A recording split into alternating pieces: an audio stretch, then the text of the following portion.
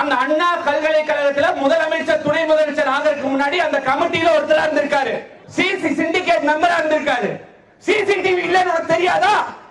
இன்னைக்கு நான் கேட்கிறேன், உதயநிதி ஸ்டாலின் இத்தனை ஆடியோ லான்ச் ஃபங்க்ஷனுக்கு போய் பேசுறியே, துணை முதல்வர் உனக்கு துப்பு இருக்கா? ஒரு பெண் உங்க வீட்டு பெண்ணாண்ட அப்படி வாய் மூடிட்டு இருப்பியா? சொல்லியா? ஸ்டாலின் தூத்துக்குடியில போய் டீ குடிச்சுட்டு இருக்கீங்க.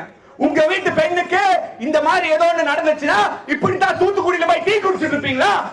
அப்ப இரும்பு கரம் கொண்டு அடக்குவோம், நாங்கள் ஆட்சிக்கு வந்தால் இது செய்வோம் அது செய்வோம். வெட்கக்கேடு, வெட்கக்கேடு.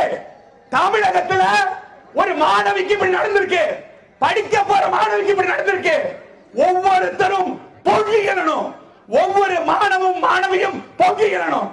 எத்தனை எஃப்ஐஆர் போட்டிருக்காங்க கடந்த ஒரு மாசத்துல? தமிழகத்தில் எத்தனை எஃப்ஐஆர் போட்டிருக்காங்க? இந்த எஃப்ஐஆர் மட்டும் எப்படி வெளியே வந்தது? இதுக்கு பதில் சொல்ல முடியுமா? எப்படி வெளியே வந்தது? வெளியே வந்து இன்னைக்கு எந்த ஒரு பெண்ணும் வெளியே போய் சொல்ல முடியாதுங்கிற அவலநிலையை உருவாக்கி இருக்கிறாங்க.